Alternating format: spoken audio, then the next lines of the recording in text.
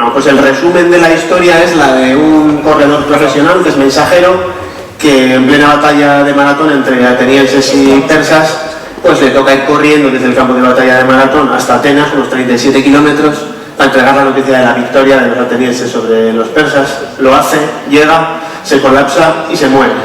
No sé si ahora ya os va sonando un poco más la historia.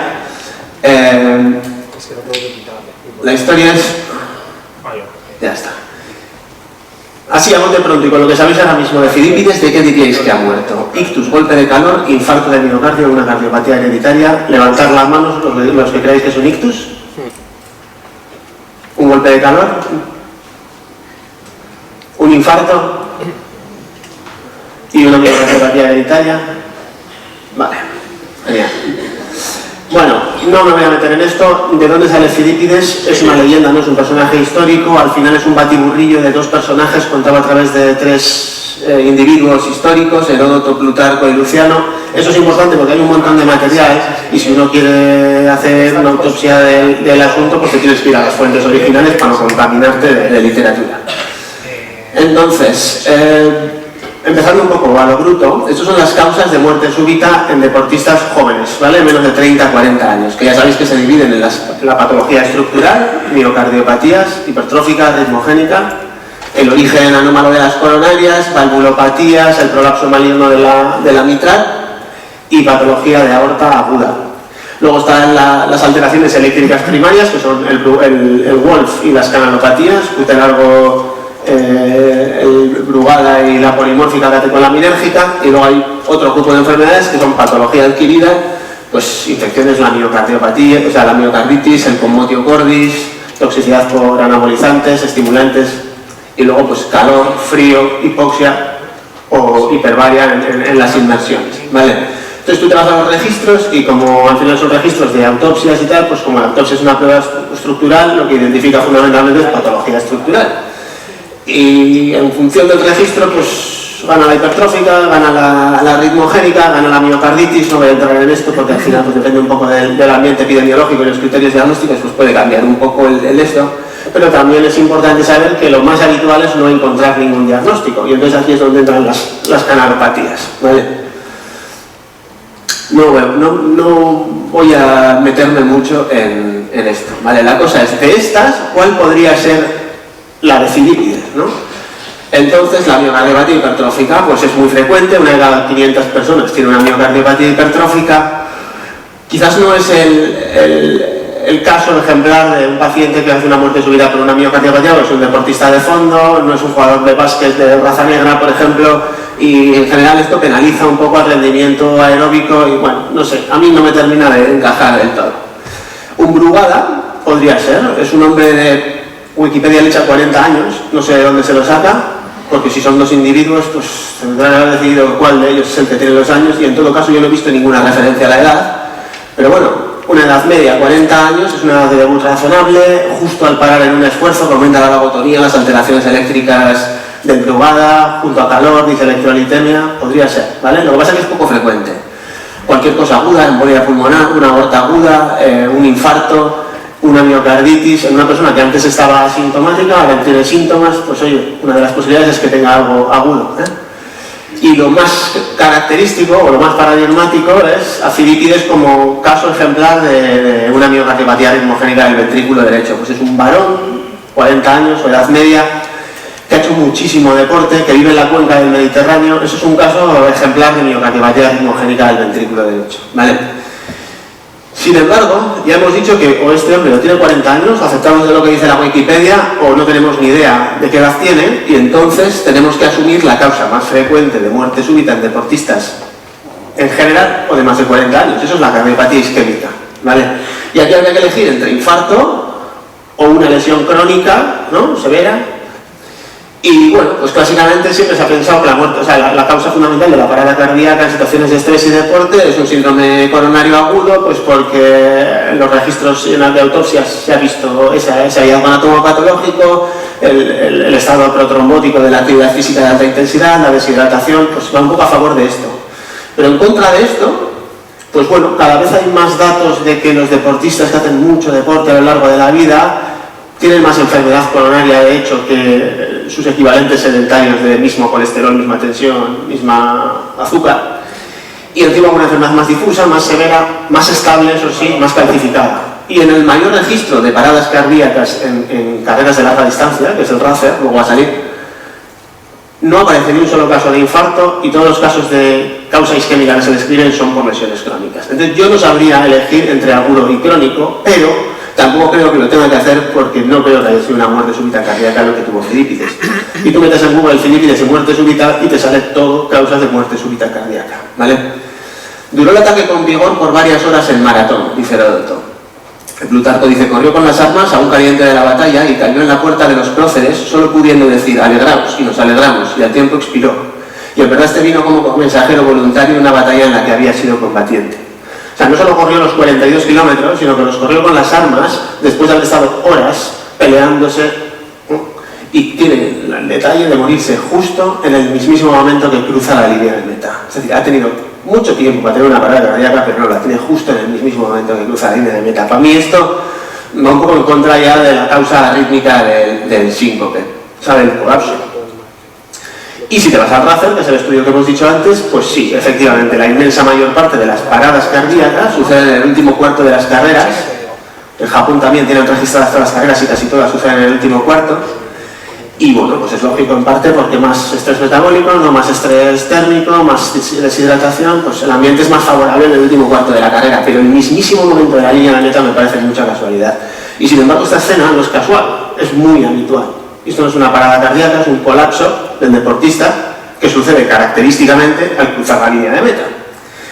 Entonces, bueno, esto tiene la cosa de que el colapso en realidad no es una patología, es un síntoma en el que la persona simplemente está indispuesta y por sus propios medios no es capaz de retirarse de la carrera. Claro, esto abarca un montón de cosas, pero lo más habitual, con mucha diferencia, es un colapso benigno de tipo ortostático, pues disminuye el retorno venoso en cuanto paras, disminuye mucho la frecuencia cardíaca, sobre todo pues porque tienen mucha vagotonía. La resistencia les cuesta un poquito más recuperarse, se desacopla en el gasto cardíaco con la resistencia y se hace un síncope ortostático. Si mata a la persona, se paran y le das hidratación oral. Grita un poco más, ¿me oís? Y le dejas tumbado en el suelo con un poco de hidratación oral y la cosa se arregla sola.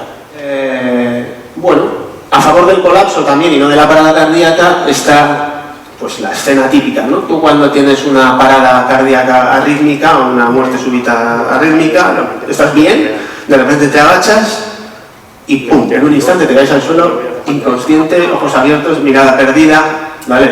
Es muy distinto de la marcha típica precolapso acercándose a la línea de meta que se describe típicamente como un gateo, ¿vale? Todos los artistas, oye, interpretan los momentos anteriores a la muerte del deportista, bueno, del atleta en este caso, como veis ahí, ¿vale? Sobran los comentarios. Por lo tanto, también en este punto yo creo que está bastante clara la idea de que si ha sido algo, no es una parada cardíaca, en todo caso parece mucho más un colapso del deportista, ¿vale? Y quizás por eso, si tú le preguntas a Google de qué murió Filípides, te dice que murió de agotamiento, que tiene bastante más sentido que la parada cardíaca. Pero el agotamiento tiene una pega, y es que es un síntoma. Como hemos dicho antes, no es una enfermedad. ¿Qué es lo que se te agota? Las reservas de energía, la reserva hemodinámica, la reserva respiratoria, hipoxia tisular, acidosis metabólica, ¿qué? ¿No? En todo caso es lo que te mata. Y luego además, la otra gran pega es que la fatiga o el agotamiento no te mata, te salva la vida. Es decir, evita que tengas los órganos en escabeche, en plena acidosis metabólica, por ejemplo, a que hagas una escabechina con los órganos, ¿no? Es un poco la diferencia. La fatiga coge y evita precisamente eso. Y esto está muy bien recogido en la clasificación de patología por calor, o de enfermedad aguda por calor, que quitando calambres y edema, queda el colapso, que son el síncope, puede ser por síncope, o es tipo ortostático, o por agotamiento, y lo separa del injury y el stroke, que el injury y el stroke, por definición, se diferencian del agotamiento en que existe lesión de órgano, ¿vale? O sea que realmente el agotamiento no te mata. Uno se puede morir agotado, pero no se puede morir de agotamiento, ¿vale? Se lo recordaremos a Google.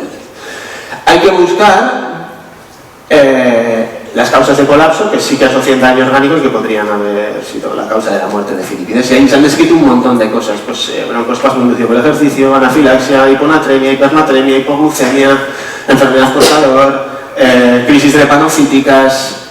Bueno, hay un montón, ¿vale? ¿Cuál es la más frecuente? Que sería lo que cabe preguntarse para saber qué es lo que le pasó.